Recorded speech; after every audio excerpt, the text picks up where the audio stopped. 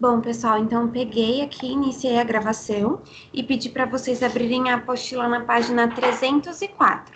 Todo mundo já está com a apostila aí? Eu já posso começar? Sim. Sim.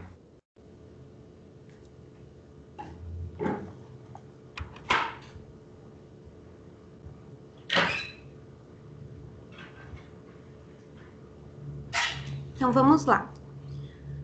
Todos os seres vivos estão distribuídos numa faixa imaginária da Terra, que vai desde as grandes profundidades do mar até além do topo das mais altas montanhas.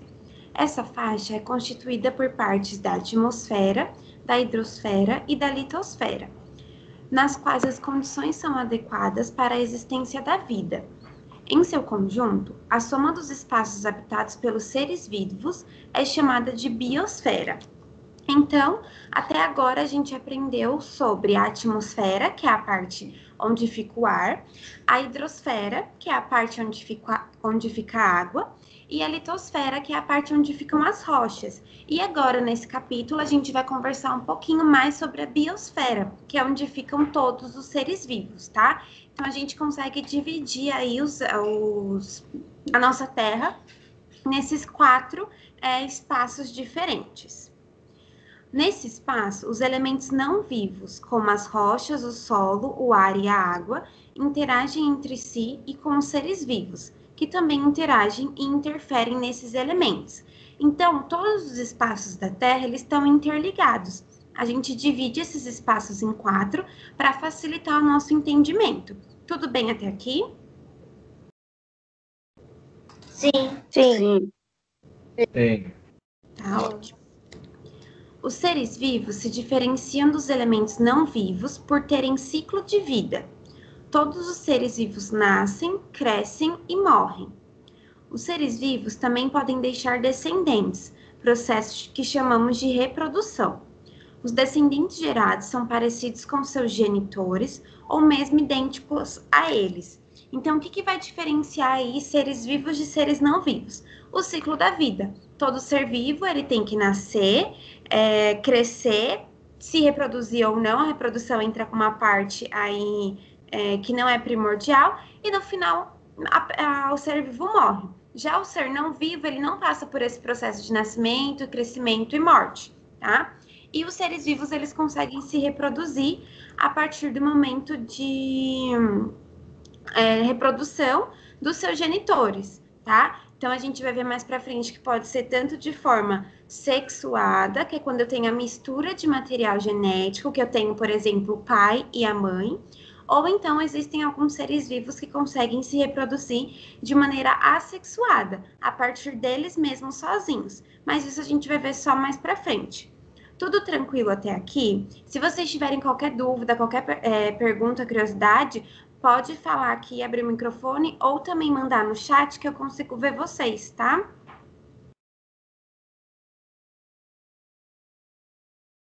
Sim, tá bom. Então, ó, aqui na apostila ele colocou uma figura pra gente, um esquema do ciclo de vida de uma rã. Então, ó, percebam aqui que começa por um ovo, depois se desenvolve em larva, uma larva fica maior, passa pelo terceiro estágio de larva, que é maior ainda, depois fica uma rã jovem e uma rã adulta. Essa rã adulta, ela pode tanto fazer o processo de reprodução para gerar seus descendentes e ir para o processo de morte. Percebam aí que a setinha de reprodução, ela não está contínua, ela está com os traços. Isso quer dizer que a reprodução, ela não é um processo obrigatório do ciclo de vida, tá? Os processos obrigatórios são o nascimento, o crescimento e a morte. Outra característica comum aos seres vivos é que todos são constituídos por partes muito pequenas chamadas células. Elas são a menor unidade que compõe um ser vivo. Muitos seres vivos são chamados de unicelulares, são constituídos por uma única célula e são microscópicos em sua maioria. Outros são compostos de várias células chamadas de pluricelulares e normalmente podem ser vistos a olho nu. Nosso corpo, por exemplo, é composto de trilhões de células. No entanto, alguns seres vivos pluricelulares, como os rotíferos, são microscópios. Então, ó, quem tiver aí uma canetinha ou um marca-texto, pega aí que a gente vai grifar algumas palavras desse parágrafo do nosso texto. Peguei.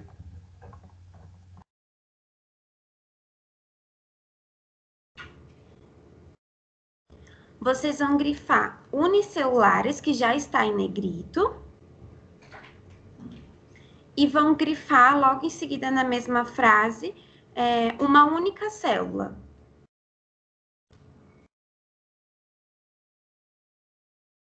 Então, unicelulares e única célula. Todos aqueles seres vivos que são unicelulares, ele tem uma única célula. E depois vocês vão grifar várias células e a palavra pluricelulares.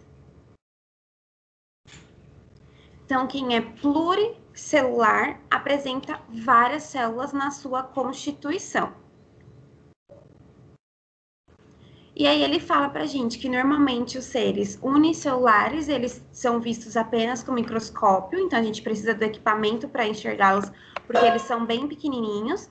E já os seres pluricelulares, como eles apresentam várias células, eles podem ser vistos a olho nu. A gente não precisa de um equipamento para conseguir ver esses seres vivos.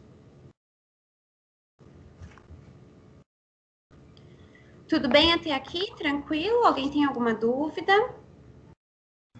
Não. Então, ó, aqui na página 305, ele coloca duas figuras pra gente. A primeira figura é a figura de um paramécio, que ele tem cerca de 0,1 milímetros de comprimento. É um ser vivo unicelular, que pode ser visto pelo microscópio. Então, é um ser vivo que apresenta apenas uma única célula. E embaixo, ele coloca uma foto de microscópio também, mas de um corte de uma cebola, de um pedaço de cebola.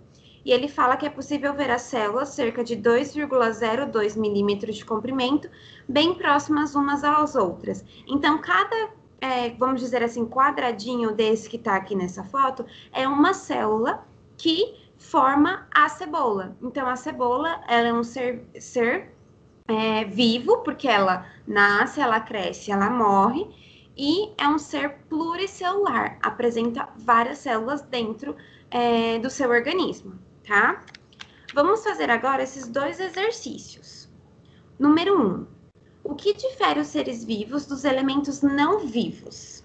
Então, qual é a diferença dos seres vivos para os seres não vivos? Os seres não vivos, eles não têm um ciclo de vida? O Diego acertou. Quem perguntou se pode falar? Eu ia falar a mesma coisa que ele. Isso aí. Então, ó, qual é a diferença principal de seres vivos para seres não vivos? Os seres vivos, eles realizam um processo de ciclo de vida, que é nascer, crescer e morrer.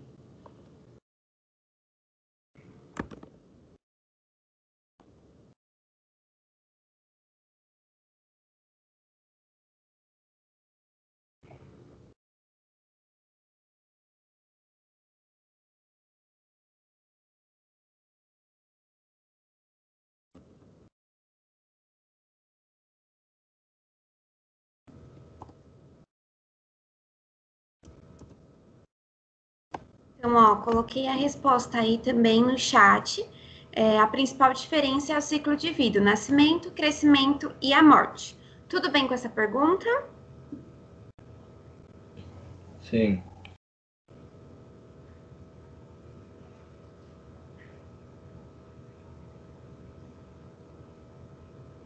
Pronto.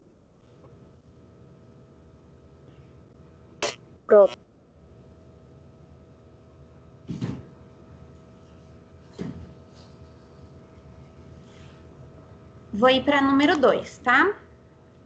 Qual é a diferença entre seres unicelulares e pluricelulares?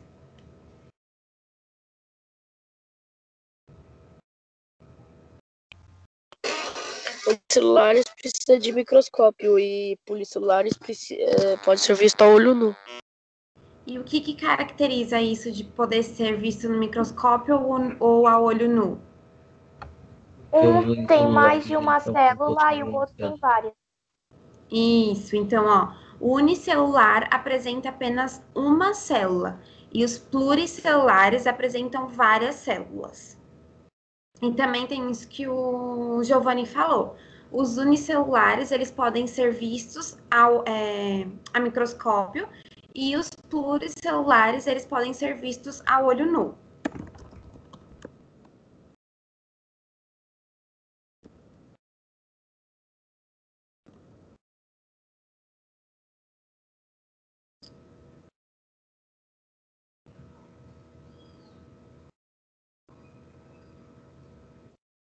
Meu Deus.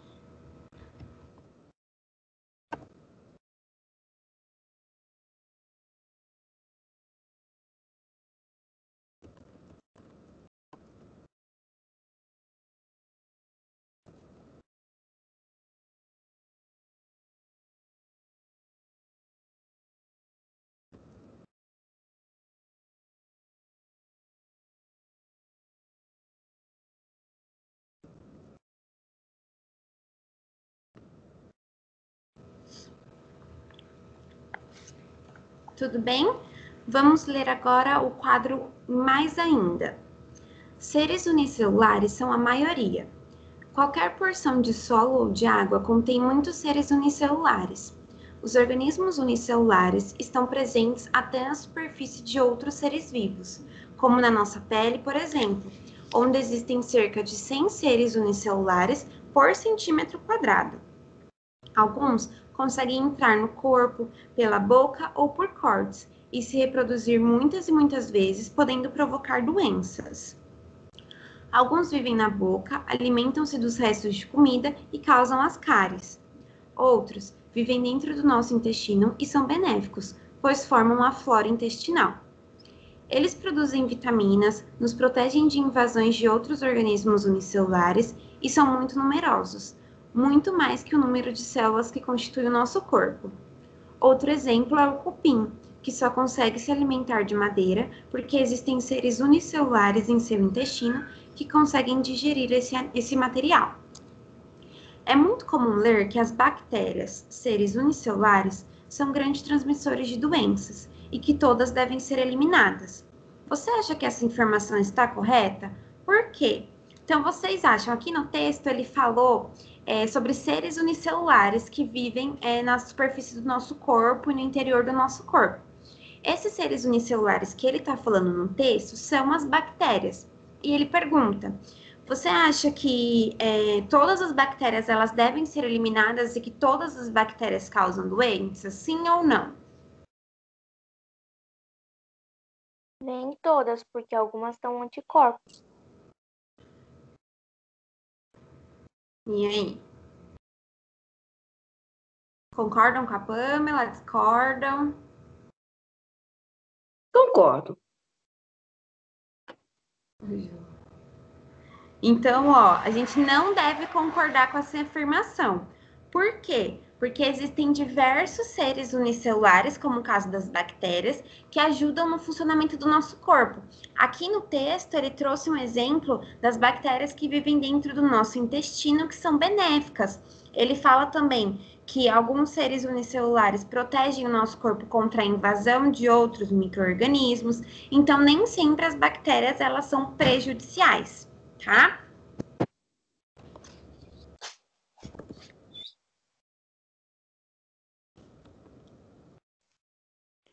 Ok.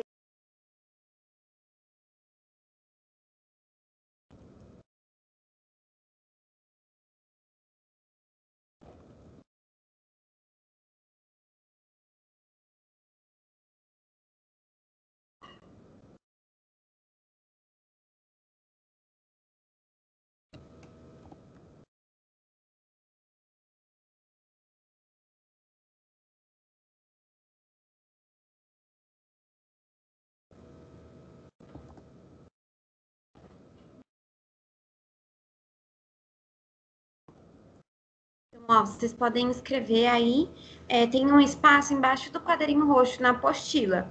Então, não, as bactérias podem ser benéficas, pois ajudam no funcionamento do intestino e podem nos proteger de invasões de outros micro-organismos.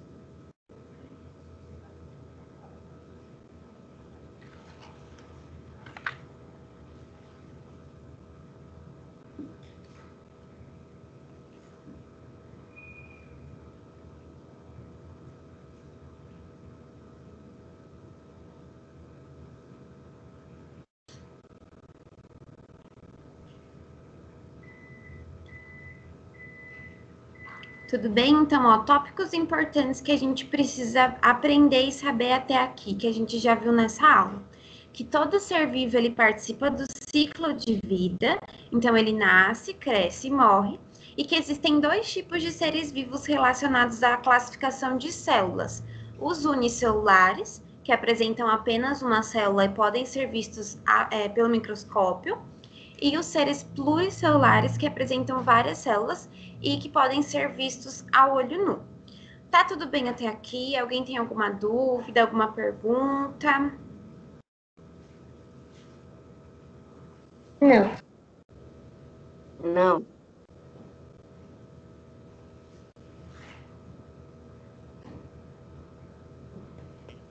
Não.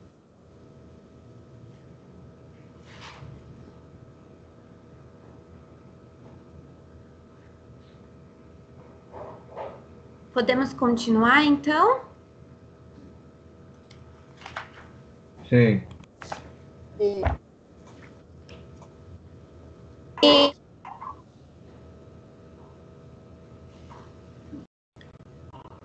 Beleza, então vamos lá. Agora na página 306.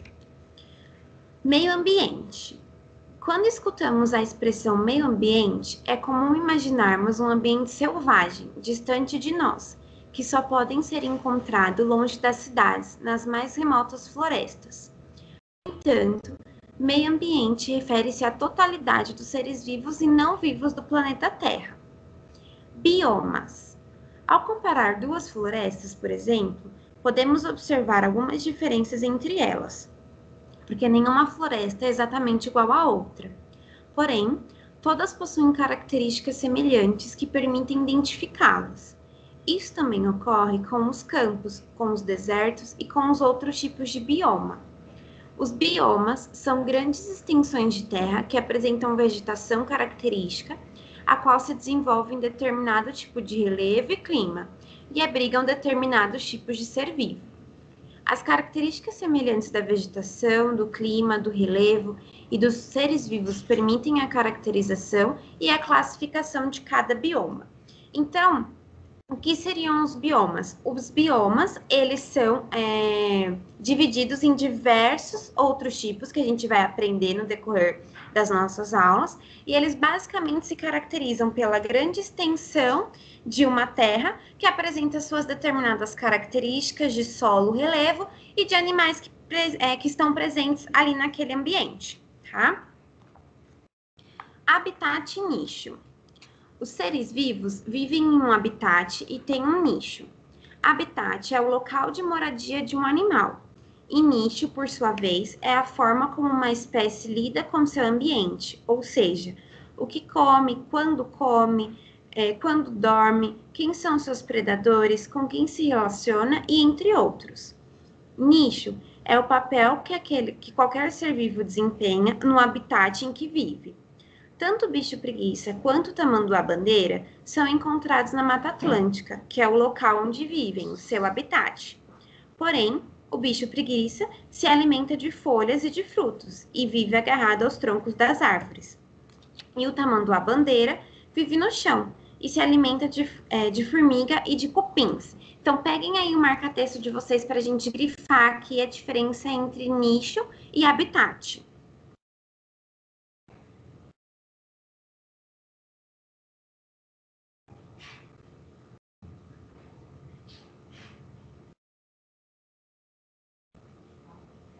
Então, grifem aí. Habitat é o local de moradia de um animal.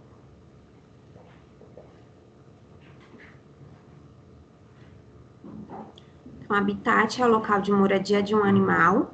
E nicho é a forma como uma espécie lida com seu ambiente.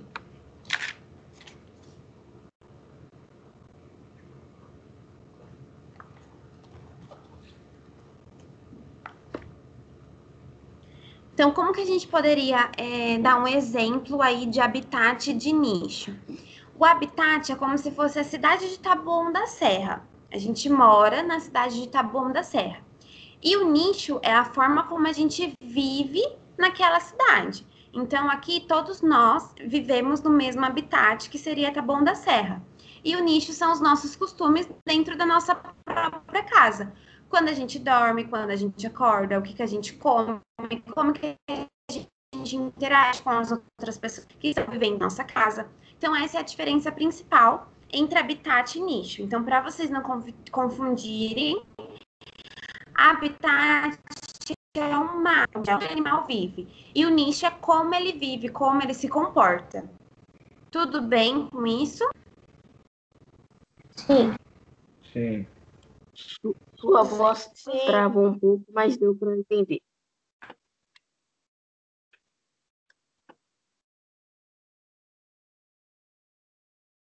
Deu para entender, João? Sim, está Tá, travo, mas dá para entender. tá bom. Qualquer coisa vão me falando, tá? Então, aqui ele colocou uma imagem pra gente do bicho preguiça. Apesar de compartilhar o habitat com outras espécies, essa fêmea de preguiça, de cerca de 60 centímetros de comprimento, e seu filhote ocupam um nicho próprio de sua espécie. Exercícios. Número 1. É possível considerar a escola um meio ambiente que...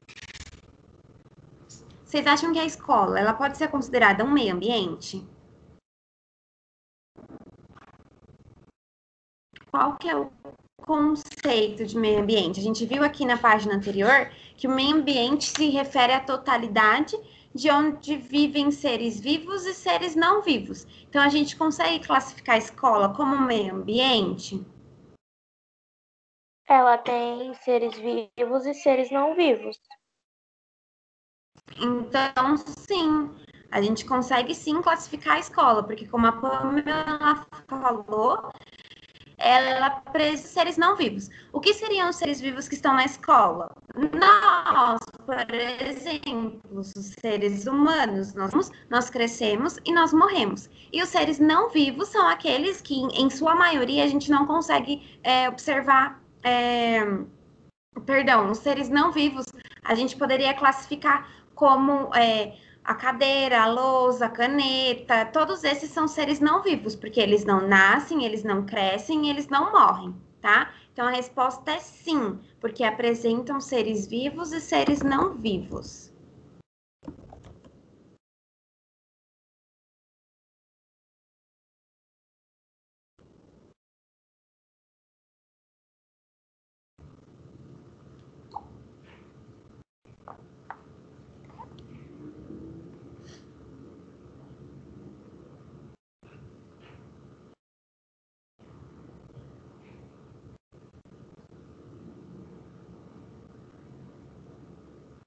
Posso para 2? Sim. Sim.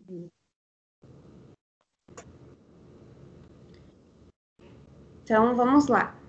Assinale a alternativa incorreta. Então, ó, a gente está procurando a alternativa que é errada. Letra A. 2 organismos, A e B, podem ter o mesmo habitat e nichos diferentes. Tá correta ou tá incorreta?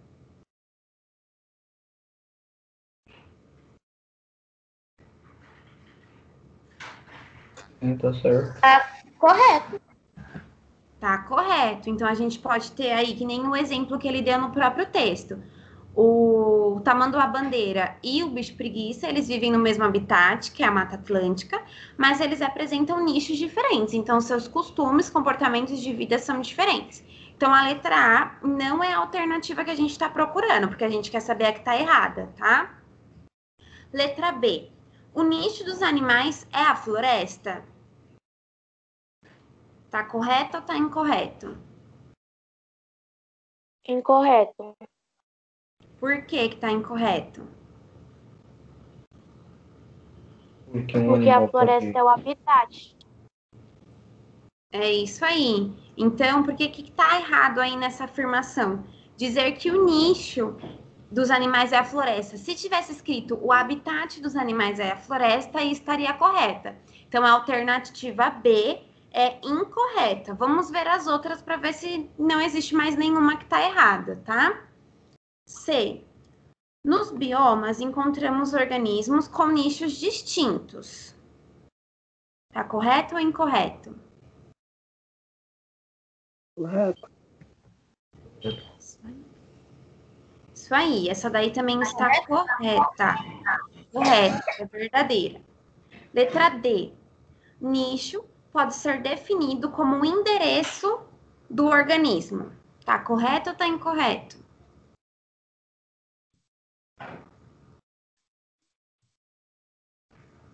O nicho, ele pode ser definido como endereço do organismo? Não. Não. Não. Quem é definido pelo endereço? O que a gente pode definir? Habitat. Aí. Nicho Então, é o modo de viver do animal. exatamente. A letra D, ela também está incorreta.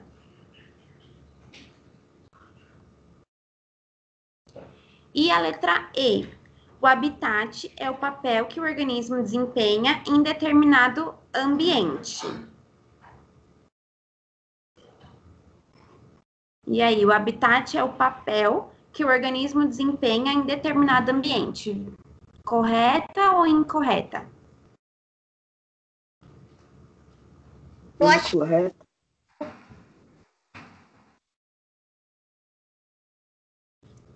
Aí, o Incorreto. Cauã falou incorreta? Por que que tá incorreta?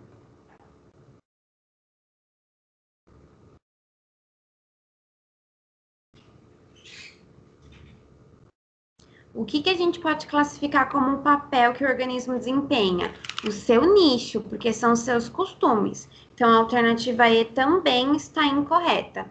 Então, aí na pergunta 2, nós temos 3 alternativas incorretas. A letra B, a letra C e a letra E. Então, vocês podem fazer um X na letra B, na letra C e na letra B, perdão, na letra D e na letra E.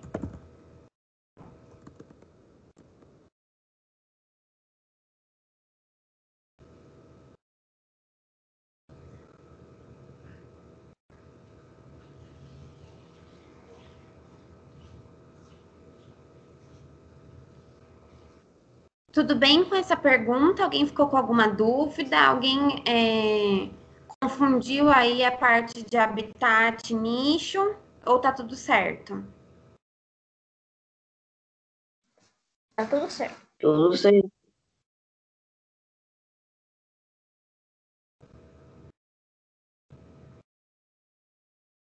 Então, ó, para a gente não esquecer, habitat é o local de moradia do animal e o nicho é o seu comportamento naquele local. Tudo bem? Vamos agora para o mais ainda. O que é biodiversidade? Não há consenso entre os pesquisadores sobre a definição do conceito de biodiversidade. Ela pode mudar conforme a área da ciência que a utiliza. No entanto, todas as definições dão ênfase para o fato de a biodiversidade refletir a variedade de seres vivos de uma região, ou seja, o número ou a riqueza de espécies presentes em determinada área. Assim, quanto mais espécies existirem numa área, maior será a sua biodiversidade. Além da variedade de seres vivos, outros fatores também podem ser considerados para medir a biodiversidade, como a proporção entre as espécies de uma região. Elas existem em números mais ou menos iguais, ou umas poucas são muito abundantes, ao passo que a maioria é escassa. As relações desempenhadas pelos seres vivos e a variedade de habitats formados pelos organismos. O Brasil abriga grande biodiversidade de espécies. particularmente nas regiões de Mata Atlântica, Floresta Amazônica e Cerrado. Na sua opinião, é importante conservarmos a biodiversidade dos biomas brasileiros? O que vocês acham? Vocês acham que é importante a gente conservar os nossos biomas? Sim. E algumas espécies podem entrar em extinção.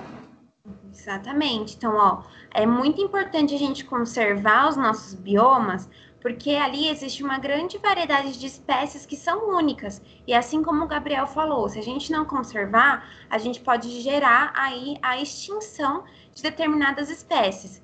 E a gente viu ali que, independente do habitat, independente do bioma ser o mesmo para todos esses animais, cada um representa ali diferenças naquele lugar. Então, cada um tem o seu nicho, cada um tem a sua forma de se alimentar, a sua forma de contribuir para todo o funcionamento ideal daquele bioma. Então, sim, é muito importante a gente conservar os nossos biomas.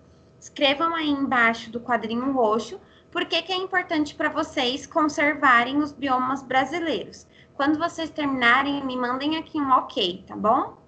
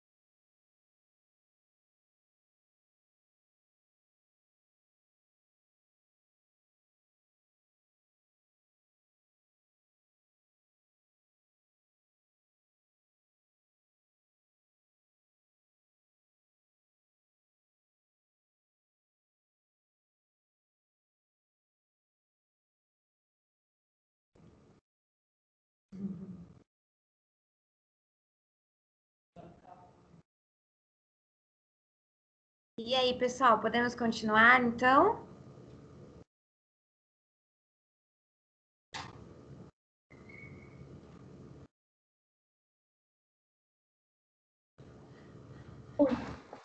Sim. Beleza. Então, agora a gente vai ver sobre os biomas aquáticos, na página 308. Além dos biomas aquáticos marinhos, constituídos por água com quantidade relativamente grande de sal dissolvido, existem também os biomas de água doce, constituídos por água com pouco sal dissolvido, como os rios, os córregos e os lagos. Os biomas de água doce também abrigam grande variedade de seres vivos e são fontes importantes de água potável para os seres humanos. Primeiro, nós vamos conversar sobre os biomas de água doce. Rios e córregos são constituídos de água doce que se movimentam em uma única direção. Eles se formam em uma nascente e percorrem a superfície até desembocar em outro curso de água ou no oceano. As características dos rios e dos córregos, como a largura entre as margens, a temperatura da água, os tipos de organismos presentes e a quantidade de sedimentos, mudam ao longo. Na região próxima às nascentes, por exemplo, a água é geralmente mais fria, cristalina e com maior quantidade de gás oxigênio dissolvido. Os rios e os córregos também podem ter o volume de água e o percurso alterados durante as estações de chuva, quando às vezes transbordam e alagam a região, ou de seca, quando chegam a secar durante alguns meses. Lagos e lagoas são grandes proporções de água que ficam confinadas.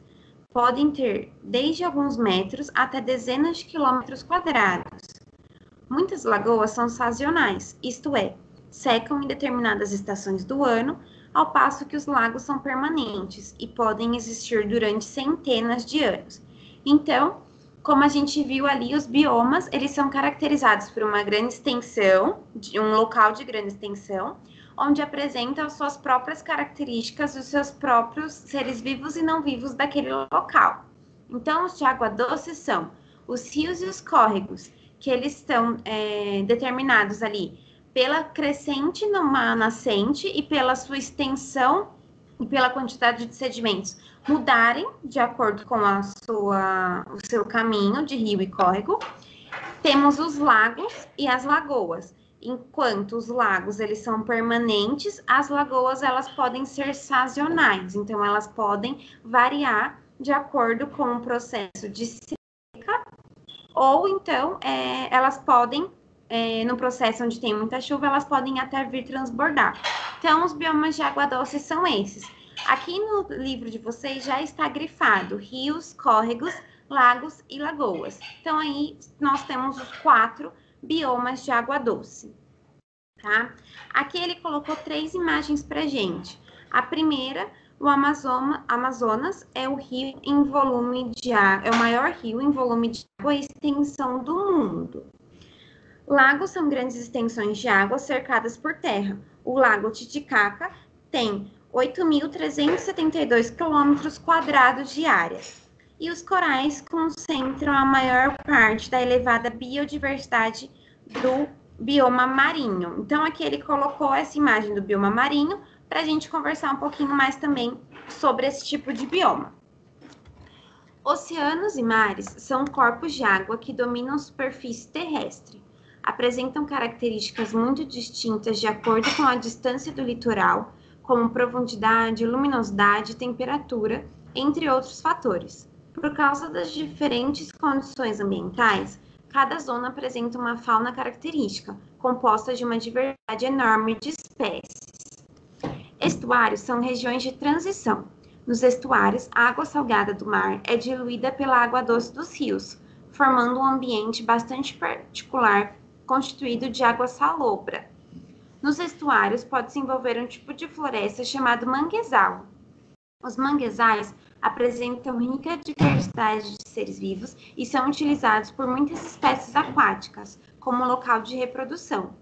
Por esse fator em especial, os manguezais são considerados biomas chaves para a manutenção da diversidade das espécies. Então, aqui em relação aos biomas aquáticos, nós temos os biomas de água doce, que são rios, córregos, lagos e lagoas, e os biomas marinhos, que são os oceanos e os mares. Um terceiro bioma-chave, né, que a gente chama, que é o manguezal, porque o manguezal ele está na parte terrestre, né, ele apresenta ali as suas árvores específicas, e ele também faz grande ligação com o bioma marinho, e ele é utilizado como grande fator de reprodução de grandes animais marinhos. Um exemplo é o caranguejo. Nos manguezais existe uma grande variedade de caranguejos que fazem a sua reprodução, eles precisam estar ali para conseguir fazer o processo de reprodução e gerar os descendentes.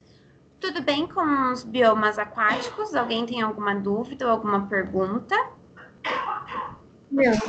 Não. Não.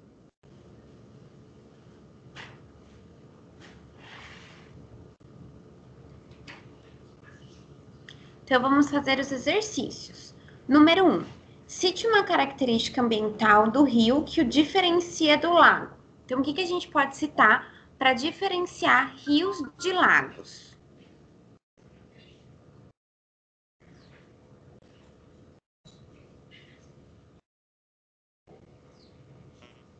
Rios são mais extensos, tem correnteza. Isso aí, ó. Os rios eles são extensos e apresentam correntezas. E os lagos? São pequenos, não tem muita Os lagos vida. só para uma direção a correnteza. Eu acho. Não. E aí que a gente pode falar dos lagos.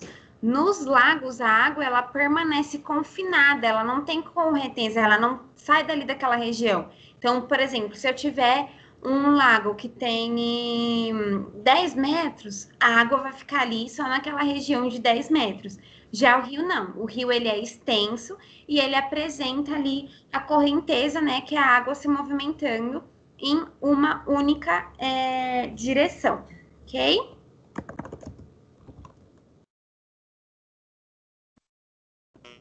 Ok.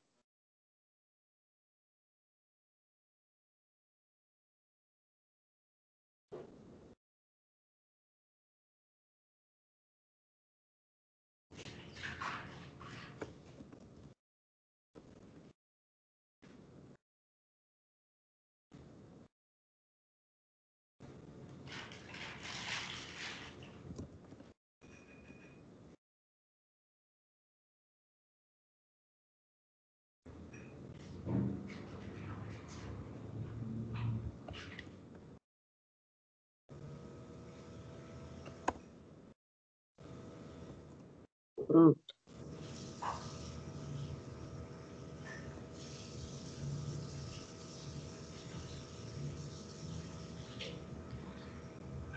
Dois. Que fatores diferenciam as zonas do oceano? Então, dentro do oceano, quais são os fatores que podem se diferenciar?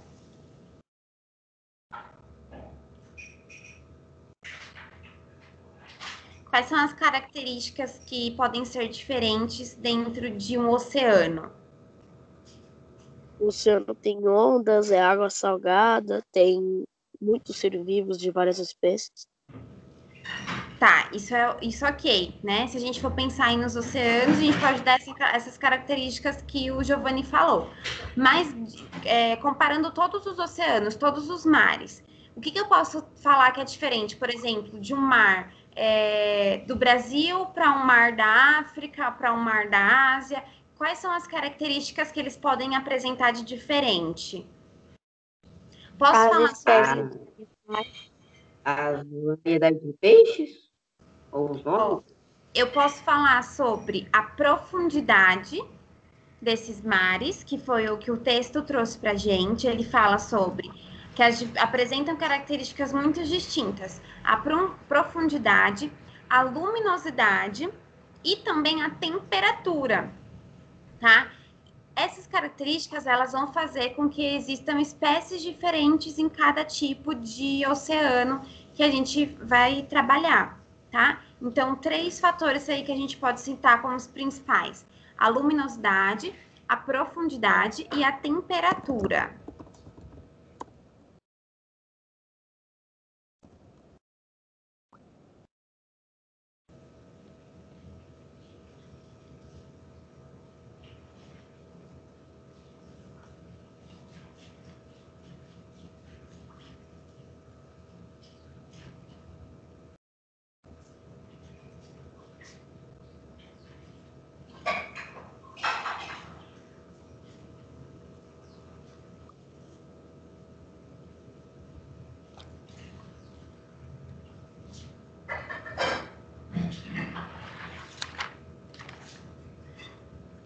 Agora o nosso mais ainda.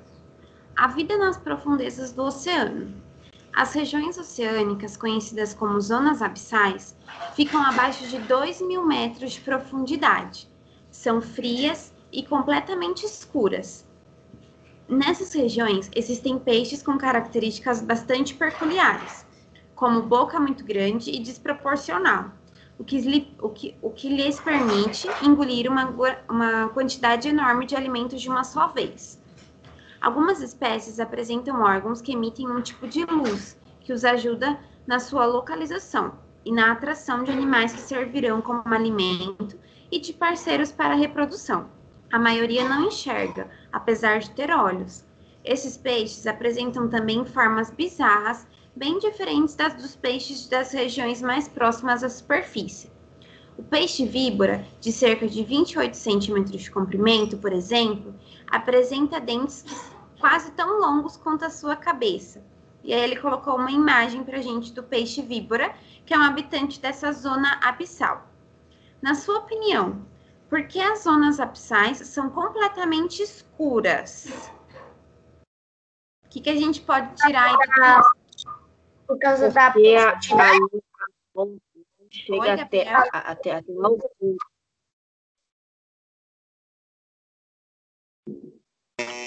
Por causa da profundidade. A Isso profundidade é tão aí. grande. Então, ó, por conta da profundidade. No texto, ele fala que essas regiões ficam abaixo de 2.000 metros de profundidade.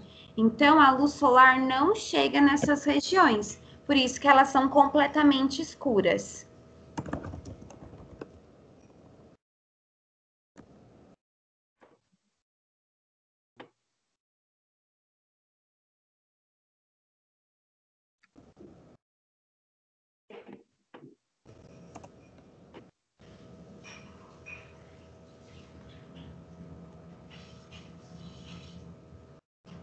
Além da escassez da luz solar, uma coisa que também é escassa nessas regiões é a presença de oxigênio. Então, a gente não consegue ter uma quantidade de luz solar e nem uma quantidade adequada de oxigênio. Por isso que existem espécies aí bem peculiares dessa região abissal. Um mais bizarro que o outro. Um mais bizarro que o outro. Vocês já assistiram um filme chamado Megalodon? Sobre um tubarão gigante. Alguém já viu? Se for, não. Não, mas eu já Não? escutei sobre esse tubarão. Pra quem gosta desse tipo de filme, né, gente? Porque é de tubarão. É bem legal. Eu gosto bastante. Chama Megalodon. E ele fala sobre uma espécie de tubarão que vive nessa região abissal. E fala também sobre outras espécies. Então, se alguém aí tiver um tempinho e quiser assistir um filme, o nome do filme é Megalodon. Ele é recente, acho que ele é, se eu não me engano, é de 2018 ou de 2019, algo assim. Tudo bem, então? Alguém tem alguma pergunta, alguma dúvida? Não. Nada. Não. Não? Então, ó, pontos importantes da nossa aula de hoje. A gente viu lá que todos os seres vivos participam do ciclo de vida, crescem, nascem e morrem. Nascem, crescem e morrem, perdão. Os seres unicelulares apresentam apenas uma célula e podem ser vistos pelo microscópio, e os seres pluricelulares apresentam várias células e podem ser vistos ao olho nu. A gente viu também a diferença entre habitat e nicho, onde habitat é o local onde o animal mora, seu bioma natural, e o nicho é como ele se comporta dentro daquele habitat. E a gente viu aqui sobre os biomas, que são grande expansão de terra ou de lago ou de região de água, né? Que apresentam as suas diferentes características. E dentro dos biomas aquáticos, a gente viu sobre os rios, lagos e lagoas e os ambientes marinhos, que são os oceanos e mares, tá? Amanhã a gente tem mais uma aula e aí a gente vai conversar um pouquinho mais sobre os biomas florestais. Tudo bem? Tranquilo, então? Sim. Sim. Então, ó, vou encerrar. Oi? O ser humano como é que pode dizer? Explorou mais o espaço do que o mar. Exatamente. Isso é um pouco assustador.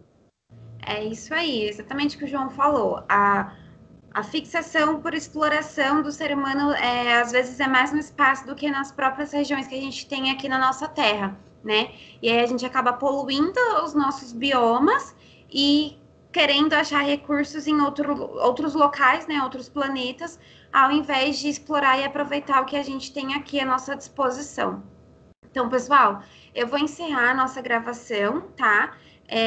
Por hoje era isso, a gente aprendeu bastante coisa na aula de hoje, foi uma aula é extensa, mas que com conceitos que eu acredito que sejam conceitos simples e que todo mundo conseguiu entender. Se vocês tiverem qualquer dúvida, qualquer pergunta, me mandem lá no chat do Schools ou então também pelo binóculo, tá? Que eu vou responder vocês. Vou parar aqui.